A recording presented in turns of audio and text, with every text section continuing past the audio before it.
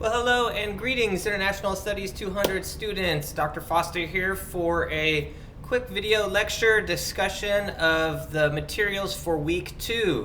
So just a quick recap. Last week we were introduced to the class and you watched my video. You accessed the Canvas modules and you completed the first chapter of our textbook. That is the Introduction to International and Global Studies by Smallman and Brown. There's a short introduction there. You read a little bit about international studies and global studies and what that is, and you read a bit about global citizenship and what that is. And then you had a great discussion online on our Canvas online discussion board at the end of the week where you posted responses to questions about global citizenship and used those critical reading skills that you read about and listened to on the PowerPoint. You also commented on other students' posts, which is great, and it's also required. And so what we're going to do this week is really to dive into what globalization is. So we'll remember that the course is titled Interdisciplinary Approaches to Globalization, and you got a good sense of what that means in terms of interdisciplinarity last week. But you might have noticed in the readings that something was missing from last week, and that is a definition of what globalization is or what it does. And that wasn't an oversight by the authors of the textbook because it's a very, very complex question, and that's a question that we'll actually be thinking about the entire semester. So as of now, as of this week, I don't expect you to have an authoritative definition of what globalization is, what it does. It's something that we'll be thinking about and studying over the course of the entire semester through readings, lectures, discussions, all sorts of other things. And through our study of that, I expect that at the end of the semester, you will be able to have an authoritative definition of what globalization is. And so I wanted to start with a brief discussion of some of the things that Sheila Croucher discusses in this week's reading, week 2. So this is actually a chapter that's not in our textbook. It's on PDF and it's accessible on modules, right? When you go to our modules, there'll be a link to it and you can print it out or read it online. But it's very, very, very important that you read this chapter very carefully and critically. So go back and think about that critical reading PowerPoint and those techniques, and you're going to need to use that right away for this reading. Number 1, I'm going to warn you that it is a little bit long, and number 2, I'm going to warn you that it is a little bit dense, i.e. there are some pretty heavy concepts and terms and discussions that she's going to be dealing with in this reading. But it's very important that you spend some time working through it, read it twice if you need, because this reading really sets the tone for the entire semester. It really gives us some of the key terms and concepts that we'll be going back to for the entire semester. So it's very, very important that we read this carefully and thoroughly. But you won't be doing it alone. I'm going to walk you through a little bit of it today in this lecture that you'll watch at the beginning of the week. And then we'll also have a live discussion where we meet through Microsoft Teams as a group. And that'll be on Thursday at our specific class time.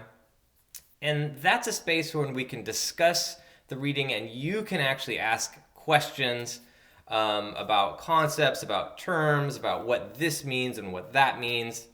And so these live meetings, they're not a lecture. So I'm not going to be lecturing at you. That's what this is actually, right? These discussions are your opportunity, and I expect you to participate and come to the discussion with questions about the material. So number 1, you have to watch the lectures and you have to do the readings before the discussion. But you must also come with questions and concerns and comments. It's also part of the participation grade. Now, let me just say one thing. These live meetings, these live discussions on Teams are required for only one section of the course. That is INST 200-002. So most people are in that section, 002. These are required, almost like attendance is required for an in-person class. If you have an excuse, email me that beforehand and we'll talk about it. Other than that, it's required. For the other section, section 801, which is asynchronous only, those live meetings are not required. I'm inviting you folks to join us as an option. So you are welcome to join us, but again, Section 801, not required to join us for the live discussions. Of course, we encourage it. We'd love to have you, and you'll be invited. You'll have the Teams link, but it's not required. Not required for 801. Live meetings Thursdays are required for Section 002. So go ahead and check and make sure which section you're in. You probably already know that, but that's the kind of lineup of the class. So at the beginning of the week, we'll have readings. You'll have pre-recorded lectures like this one that you'll need to watch, PowerPoints, et cetera, and all that you'll need to digest and complete before live meetings. And then we'll also have blog discussions, online Canvas discussions at the end of the week, like we had last week, okay? And that turns out well. So all that said, let's dive into it. So what is globalization? The first thing you need to do, if you haven't already, is print out the Croucher PDF that's on Canvas and read that. If you haven't read it, go read it and then come back to us. So it's you'll have the PDF, but the chapter is called Globalization, Belonging, and the State. It's in a textbook. You'll print out the PDF online, and it starts out by really going over how different scholars and experts and people have defined globalization, the main subject of our course. And right away on page 11, that's the second page of the PDF, but on page 11, she starts out by saying that definitions of globalization range from the very general to the very specific.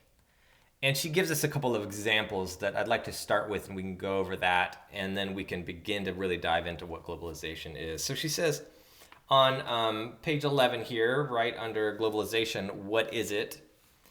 That, quote, definitions of globalization range from the very general, such as Albro's claim that globalization refers to all those processes by which the peoples of the world are incorporated into a single world society, global society, or Roland Robertson's, another general definition of globalization, as the crystallization of the entire world as a single space.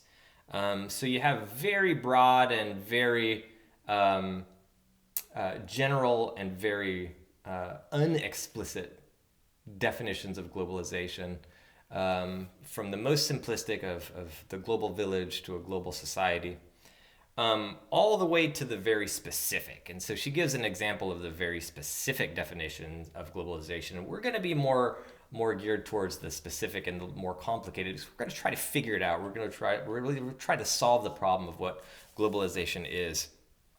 And so here's an example of the very, very specific and technical. Right, and so I don't expect you to understand everything here because we've only just begun, but this is simply an example of kind of the specificity of the ways in which we can define globalization. So here's this example, and this is again on page 11, and this is Middleman's definition. He says that globalization includes the spatial reorganization of production, the interpenetration of industries across borders, the spread of financial markets, the diffusion of identical consumer goods to distant countries, massive transfers of population within the South as well as the South, East, West, North, resultant conflicts between immigrant and established communities and formerly tight-knit neighborhoods, and an emerging worldwide preference for democracy. So that's his very specific definition of globalization that, as you can see, covers a whole range of different things, a whole range of different processes, a whole range of different conditions. Okay? So she goes on to say that definitions of globalization also vary in emphasis from the economic and technological to the socio-cultural and political, and that gives us a hint as to what are sort of the parts of globalization? What makes it up? What are some of the processes that make up globalization? And so the hint is there's economic, there's technological, there's sociocultural or cultural, and there's also political. So hang on to that for a bit. While some scholars, she continues, bottom 11 and onto page 12, attempt to offer a purely descriptive, non-normative definition, that is somewhat objective definition that doesn't delve into is it good or bad, or what are the pros and cons, or what are the negative positives. So there's the definitions also range from the purportedly objective to sort of almost scientific, all the way to, and this is on chapter 12, to definitions that give an assessment of it, that really kind of make arguments about whether it's good or bad, positive or negative. And so an example of that would be a critic of globalization, Core's definition, which Croucher also notes is sort of an indictment of it. And so an example of that, he says that globalization is what we in the third world have for several centuries called colonization. So what he's really saying there is that globalization is, for many folks around the world, a kind of oppression, right? So you can have definitions that range from the positive, it's a very nice global village, to the negative, it's an oppressive force that's kind of like colonization. You can have definitions that emphasize different aspects of it, from the economic, political, to the technological, to the cultural, all of which we'll cover in this course, and then to the very general and the very specific, right? So that gives you, it shouldn't really give you a clear definition yet, but what it gives you is some information, some data as to what definitions of globalization entail. And so one thing that we want to kind of start off with by saying is that globalization we can think of in two very general and big ways. One is that it's a process. That is, it's a series of things that happen and that have happened. The other side of it is that it's a condition that exists right now. It is. It's something that we live in, right? It's a condition. So on the one hand, we have a process, right? And the other hand, we have a condition. Globalization is both a process and a condition.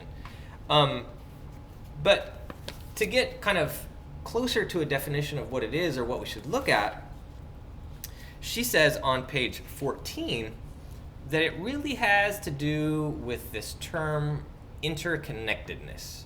Interconnectedness. So it's about different kinds of connections that connect different parts of the globe to each other, the sort of global aspect of it, right? And global, we can think of as one way as different areas in the world, or the whole world, if you will, is connected, right? So she says on page 14, about halfway down, drawing from and building on this vast array of scholarship that she's kind of summarized for us in the past few pages, this book will treat globalization as a cluster of related changes that are increasing the interconnectedness of the world, right?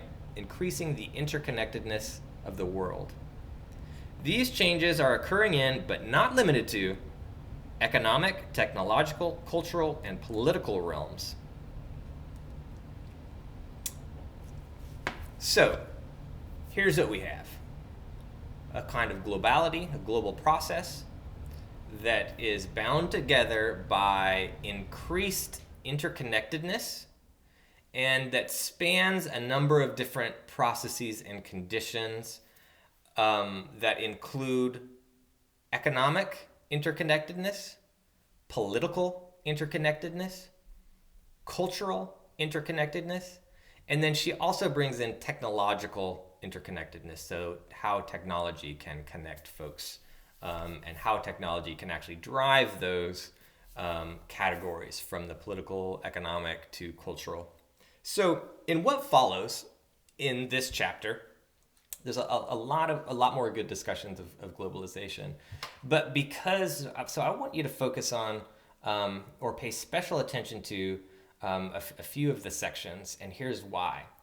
What we're going to be covering after we get through approaches and histories of globalization and kind of perspectives on globalization are going to be the most kind of important engines, if you will, of globalization. And so she starts right off after that quote about interconnectedness with a section on economic interconnectedness. So one of the first things we're going to look at is economic globalization. Then she follows that with a section or a couple of sections that are going to be important for us. One being political interconnectedness. So we're going to look at political globalization. So it's important to know what that is. I want you to look at the economic section, the political section, followed by cultural globalization. So human culture, that's a very important thing to look at when we think about globalization.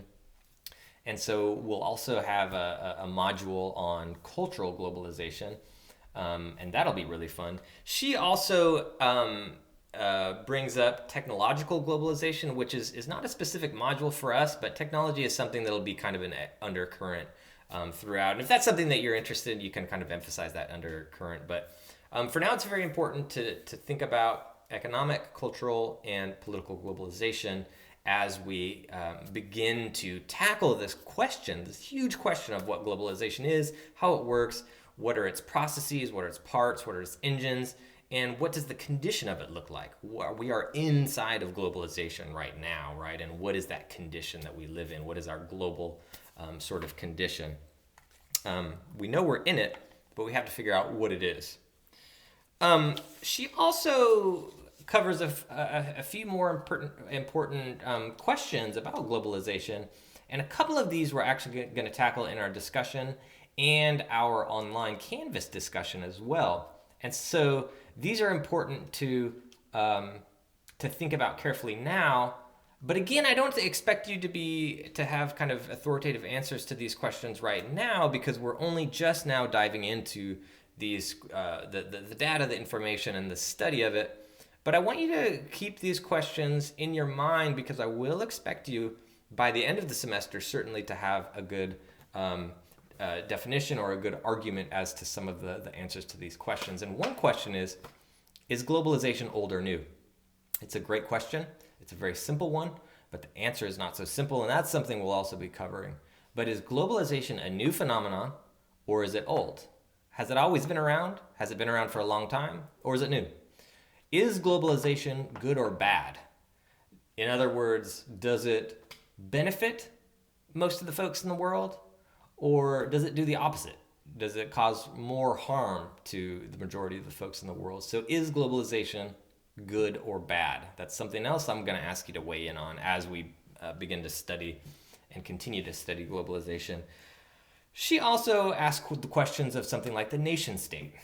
United States of America, England, Nigeria, they're nation states. Is globalization diminishing the importance of the nation state? Or are nation states just as powerful or more powerful or just as important or more important as they were if we can talk about an era before globalization? So what happens with the nation state? She also asked questions about democracy. Do we see more democracy or less democracy under globalization?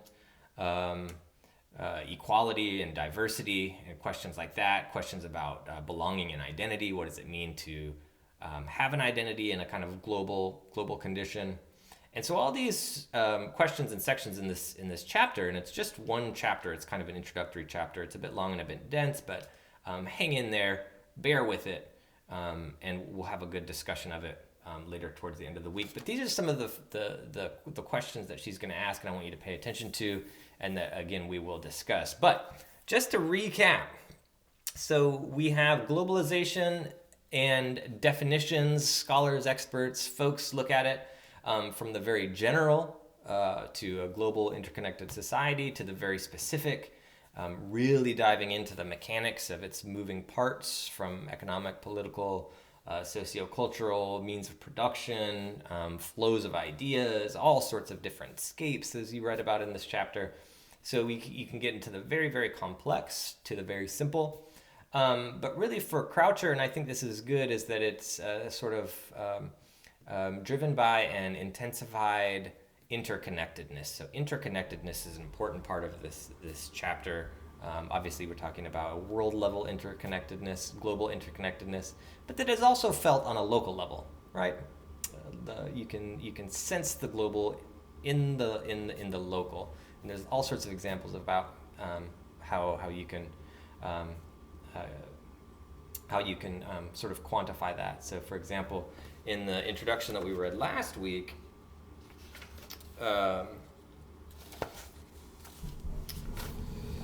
on page